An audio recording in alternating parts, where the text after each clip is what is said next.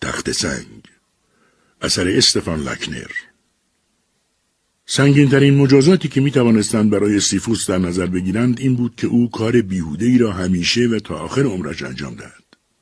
سیفوس محکوم شده بود تا ابد تخت سنگی را از یک سراشیبی تند بالا ببرد.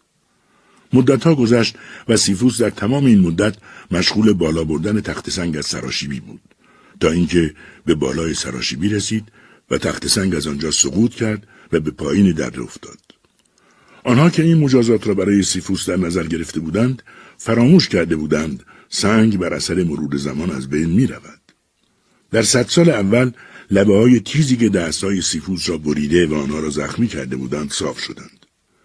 در 500 سال بعدی پستی و بلندی‌های تخت سنگ به قدری صیقلی شدند که سیفوس تخت سنگ را میچرخاند و بالا می‌برد.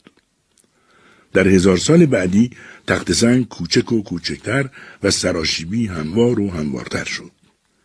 این روزها سیفوس تکه سنگی را که از صخره به جا مانده به همراه قرص‌های مسکن و کارت‌های اعتباریش در ساکی می‌گذارد.